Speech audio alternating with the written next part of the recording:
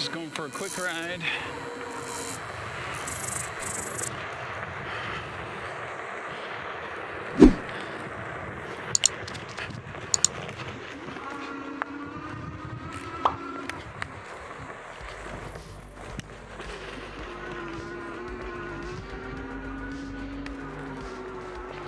So yesterday was Earth Day. I wanted to go for a ride, but it was raining off and on all day. So no e-bike rides in the rain.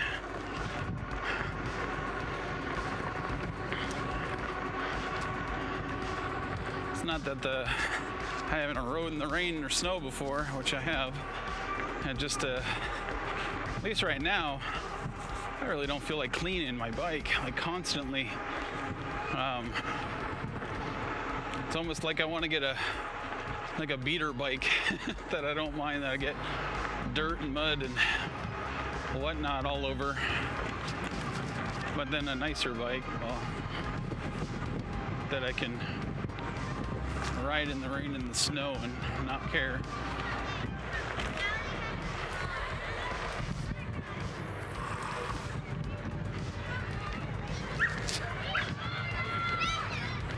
I guess today's Saturday, all the kids are out.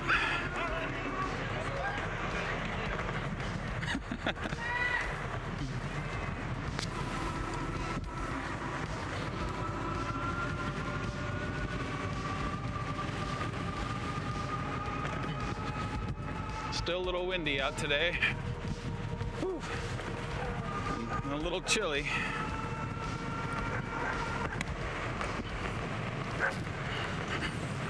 My display sensor says 60 degrees, but I don't think so. Now that I'm not going into the wind, I can actually talk. I don't trust cars, being on a bike. I was just talking to a guy today, talking about bikes, and he bought a e-bike, 2 of them. He was wanting to know about the rear racks and such, and I was kind of telling him at least what I know about them. And he was saying his sister just died a few years ago riding a bike and got hit by a car. It's a tragedy, but it's unfortunately one of those things of, if you're a pedestrian or anything besides a car in America, heck, even cars now, and get hit, you're gonna get mangled, especially with the bigger and bigger cars that are out there in trucks. The number one killer on the road now, it seems to be like those big F-150 trucks, where if you're 5 foot tall or under, you can't even see the person over the hood. Streets used to be for pedestrians. You can go, dude. Streets used to be for pedestrians only, until cars and motorcycles became popular. And so they started this campaign of, let's call people that are in the streets jaywalkers, which I believe was actually like a racist term. If you're a J, I can't remember though. It's one of those things you hear about but forget, but you only forget half of it. But yeah, they would call people jaywalkers to try to get them out of the streets, and call people names that were in the streets, so social pressures would get people on sidewalks instead of in the streets where they were before for years and years. Yeah. So long story short, I don't trust cars, and I'm sure anybody who rides a motorcycle or rides a bike or has ever walked across the street at an intersection knows that's true too, that people in cars are not to be trusted.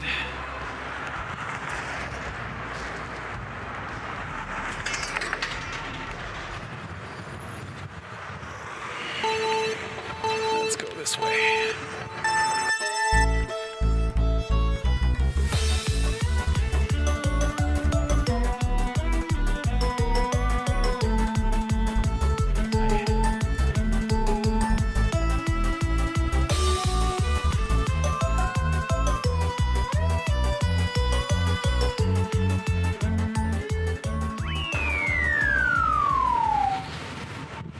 raining and sprinkling this morning. It's shaping up to be a nice day now.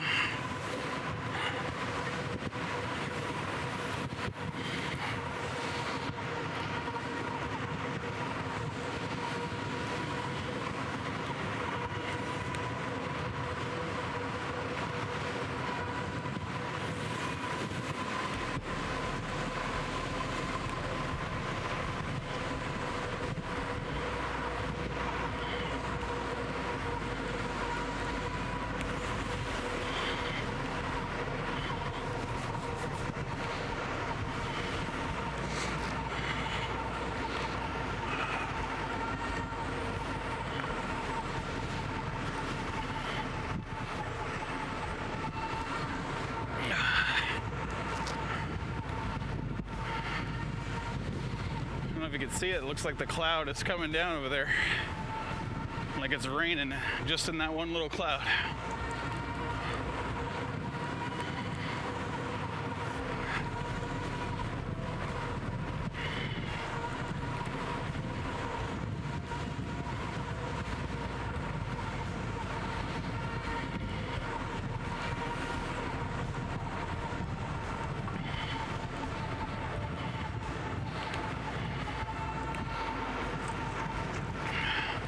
Here's a question. In the electric vehicle spectrum of e-bikes, one wheels, e-scooters, electric skateboards, heck, even electric motorcycles and electric cars, where do hoverboards fit in? To me, they're more of a toy than an actual vehicle.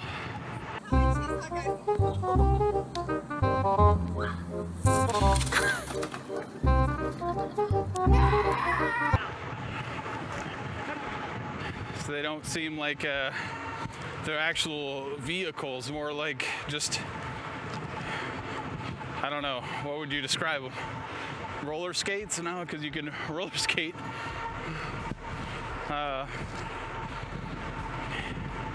I don't know. I don't know the range on those.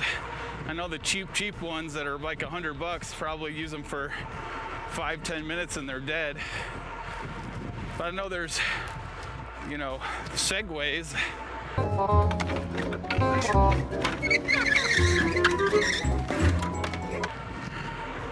Like the actual segways, not the e-dirt bike segways. Like segways that are technically a hoverboard with a stick on it. I would say those are electric vehicles. I don't know where the cutoff is of what would qualify for an electric vehicle and what would qualify for a toy.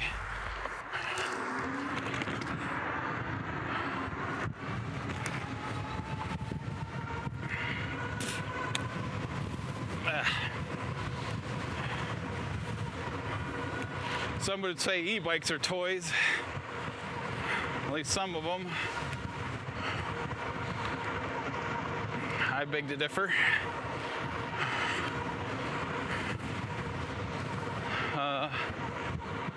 Yeah, I'd be interested in maybe somebody else's point of view on that. Personally, I think hoverboards, as they are right now, that most kids play on, are just toys. And anything with a larger amp hour motor, or not amp hour motor, larger wattage motor, or watt hours of battery maybe qualify. I don't know. Maybe leave a comment if you think that hoverboards are a vehicle, a toy, or what? What do you qualify as the base cutoff point of what an electric vehicle is? I don't know. I'd be interested to see what people say. I'm gonna go up this way real quick and then back. I like this little stretch. It's got a nice view before all of this gets taken over by apartment complex. Like over there. Kind of sad.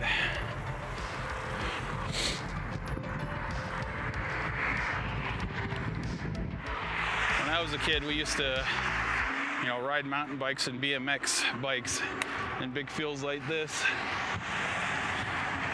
And that would be like all summer. What we would do is bike and play and run and jump and be in fields like this. But now all the fields that I know of, or at least around my area, are getting filled with apartments. What does that say? Bad.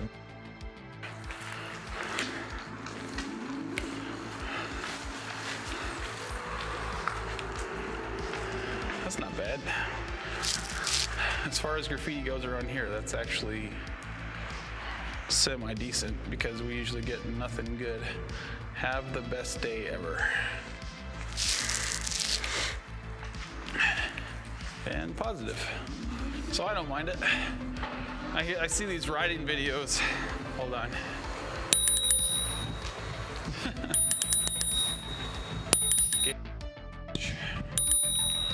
These riding videos in like LA of these guys and going through the city, and it's like such like artwork you see for graffiti.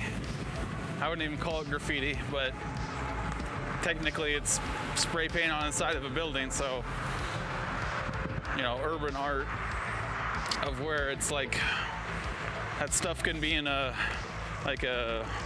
art show. LA Eastgate.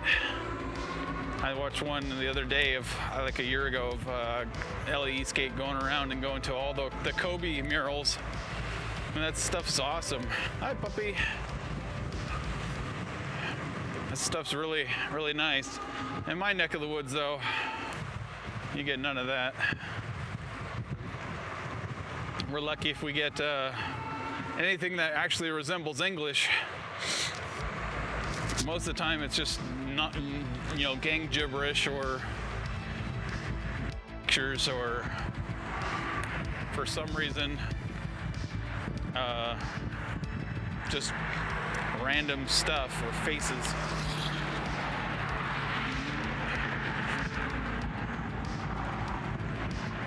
Stuff that I have not an artistic bone in my body, but I could probably draw something better.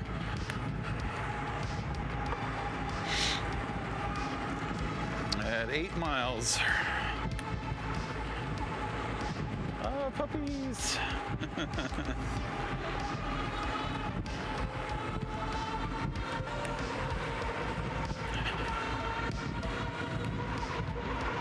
Horsies. And a mule or donkey. I don't ever know what the difference is. At least not looking at them. Donkeys can breed and mules cannot. That's all I know. Or maybe it's the opposite. I'm pretty sure I'm right.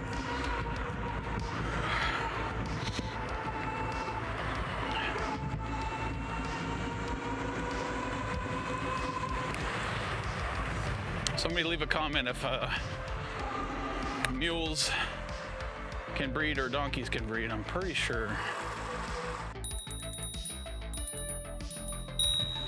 See, look at this stuff. This is the quality of stuff that we usually get. Just better. Love booty. Faces.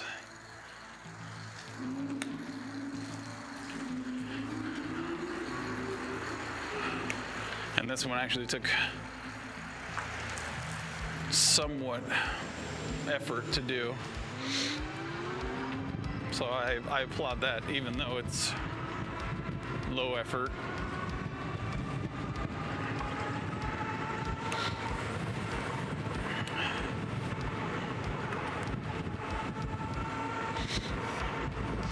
It's funny, being in Utah, you don't think there's gangs, but I guess anywhere people are, I guess there could be gangs.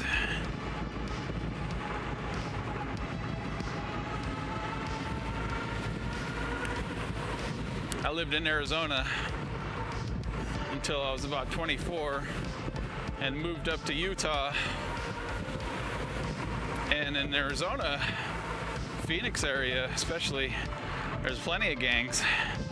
I grew up in a really crappy neighborhood where there was gangs and drug activity and police helicopters every night.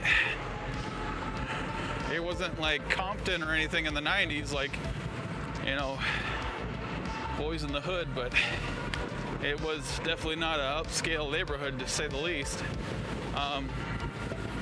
But then I move out to Utah and it's like, oh yeah, we got gangs here, and you're like, seriously? I guess. Not to discount, you know, people, but it just seems like Utah usually has the stereotype of the Mormon missionaries more than dudes with saggy pants.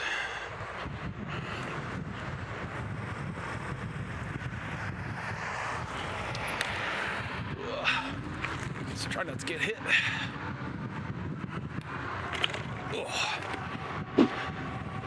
Still on the lookout for a chainring for my RadRunner Plus. What I'm really concerned about is the center console. Point my camera down for a second. Center console.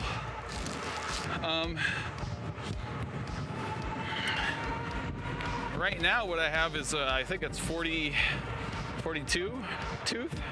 42, I'm pretty sure.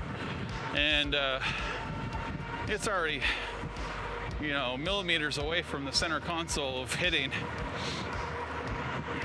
It's got a chain guard on both sides, aluminum, that if I put on a new one, then I wouldn't have to put that on. But even so, I fear if I put on anything bigger, if I put on anything bigger, it's gonna just start digging into that soft plastic. I've seen some people with the center console and the runner lift up the console, the center console, to be a little bit higher, like 3 inches, 4 inches higher. But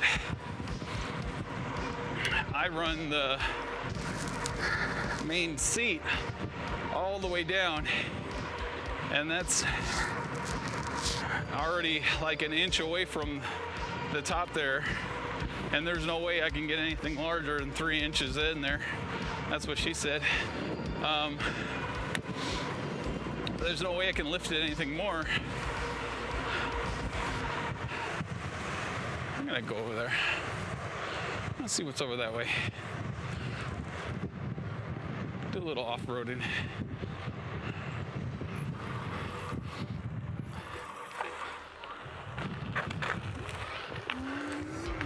Probably shouldn't be doing this because it just rained today, this morning. Ugh. Oh, it's not too bad.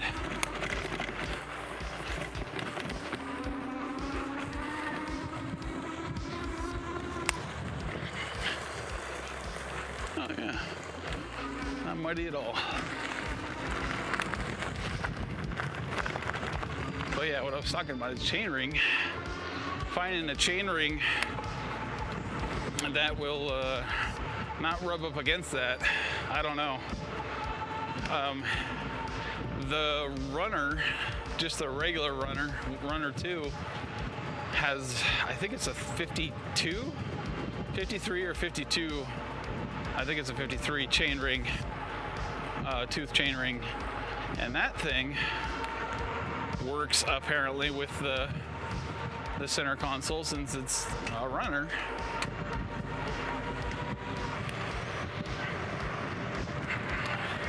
So they gotta work. At least that one's gotta work with the chain guard on there.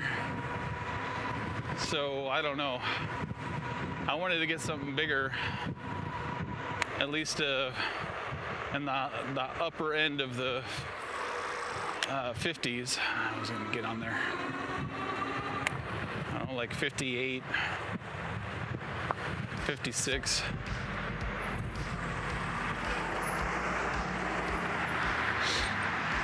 Let's wait for this guy to turn.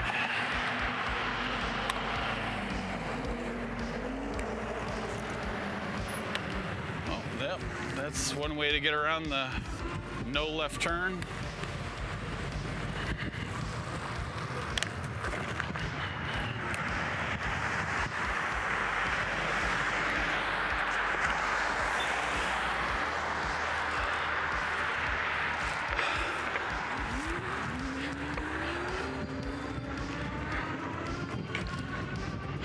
I always flash a wave to the people that stop at crosswalks, but I never know if I look like I'm waving at them or if I'm holding my hand up like, yeah, you better stop, kind of thing. But rest assured, I'm waving at them. Oh, puppy. Woof. Hey, buddy.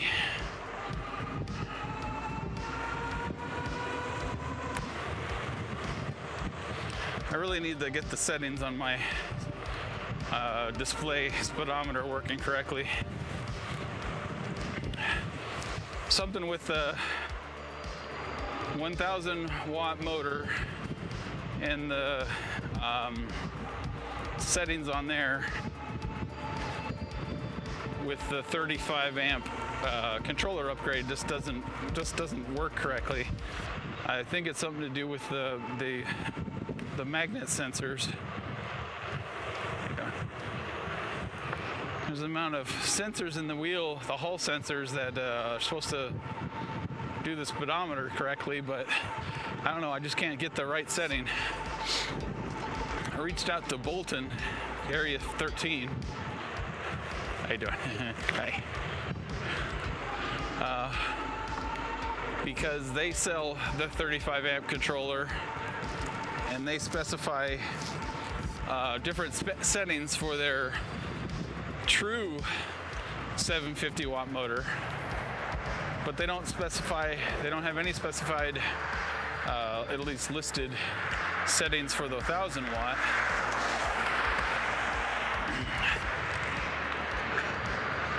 Just get the ambulance to break the law, okay?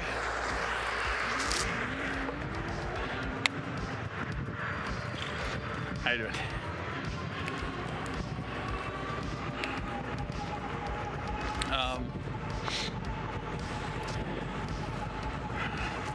How you doing?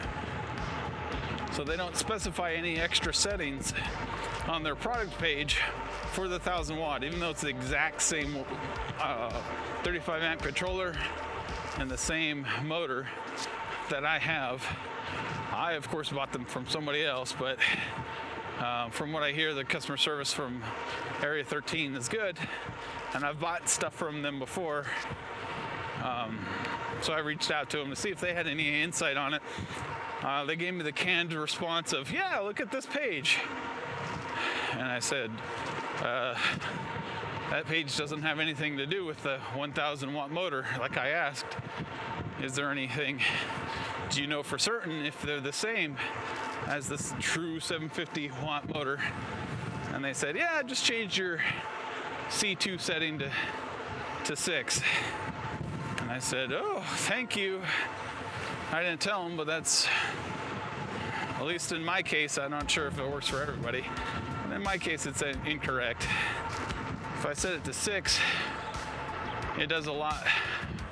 It freezes. It does worse what it does for right now for me, which is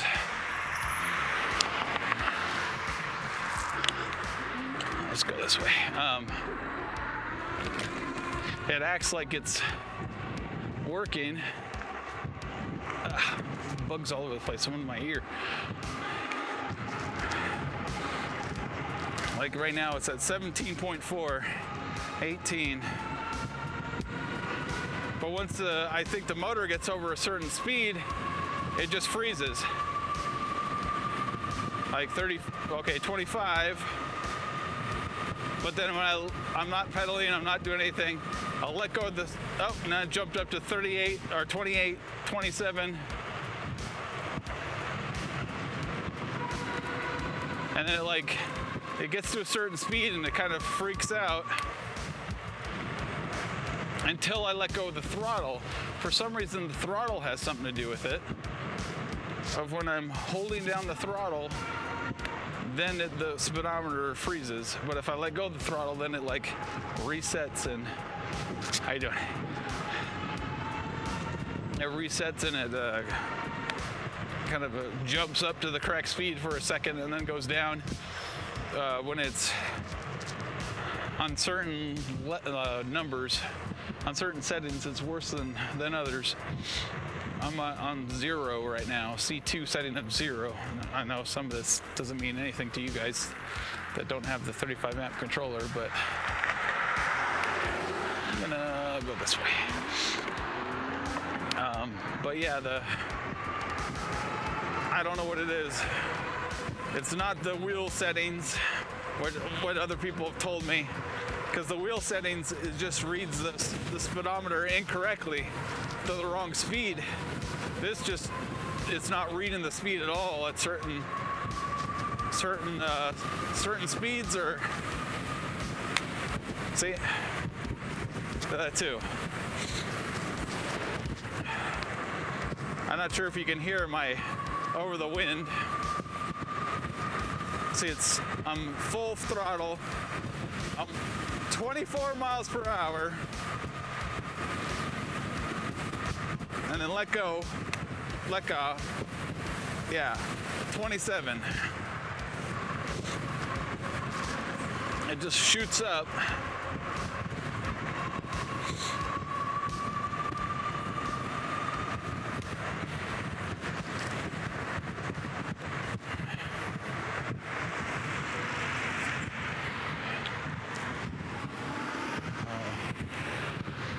These days I'm just gonna get creamed in a roundabout. I don't know what it is. I'll keep fiddling with it. If anybody else out there knows, it's one of those things of I set the settings and then I forget about it. So if anybody asks me about the settings, I'm like, yeah, I just use the settings on Bolton, and then I used the settings from some other guy and I adapted them to when I had the default stock motor, and it worked perfect. And then somebody asked me and I'm like, oh yeah, my settings are my settings, and I couldn't tell you off the top of my head.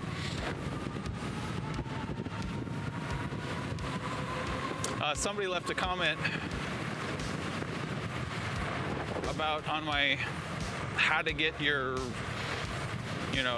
rad power bike motor or your rad power bike to get faster, and he let me know that he has the stock rad motor with a 35 amp upgrade controller, and he goes 28 miles per hour. And I think in that video I mentioned that I've heard people say that, but I've never seen a video of it.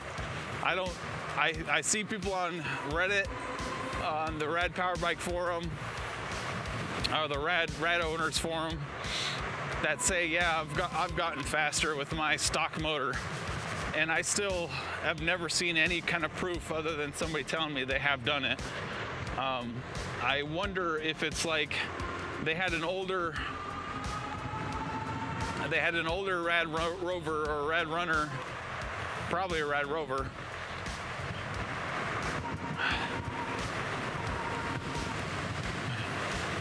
Let's go this way. Our older Rad Rover, where the Rad was using actual Bafang motors versus what they have now is their own custom motors, which are just somebody else's motor that they slap their name on it and say it's proprietary, which really bugs me. I need to make a video of of all the stuff that Rad's doing that it doesn't really rub me the right way. But some of the older motors that were actual Bafang motors, maybe they were the ones that can get faster.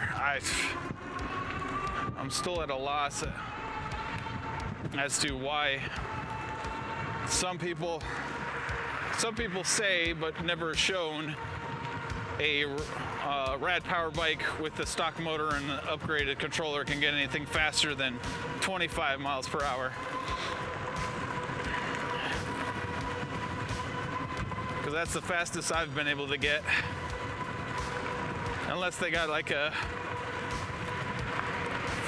bigger battery, like a 52 volt battery, which is entirely possible, but you would think they would say that. All right, this is gonna be my stretch home.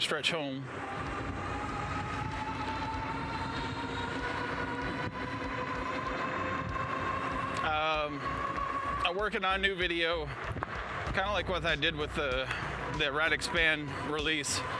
Electric came out with the Electric XP Lite version, so I wanted to make just a quick video about the differences between the XP 2.0 and the XP Lite. I don't have any of these bikes that I'm like making videos on, so it's not like Electric has given me these bikes, or Rad's given me a bike to review. So yeah, I'm not an affiliate or anything like that. So I just wanted to make a video to try to guide people to maybe make a good decision of which one they want.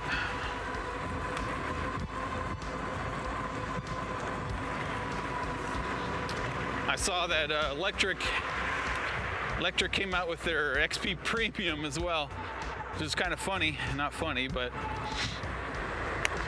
Electric's making big moves. Premium has dual battery. They're dual tiny batteries, but hey, it's dual battery. I think they're like 10 amp hour batteries, two of them, and a mid-drive motor, a 500 watt mid-drive, which is kind of funny because when I think of Electric, I think of just economy bikes, but they're making a mid-drive. Nobody in the economy market, but I think Adventon has one. I think Ride One Up has a mid-drive, but they're still on the upper scale of those ones, at least of upper scale of economy. But I'm rambling. But yeah, but thanks for watching. Leave a comment. If donkeys can reproduce or mules can reproduce, let me know. There you go. Bye.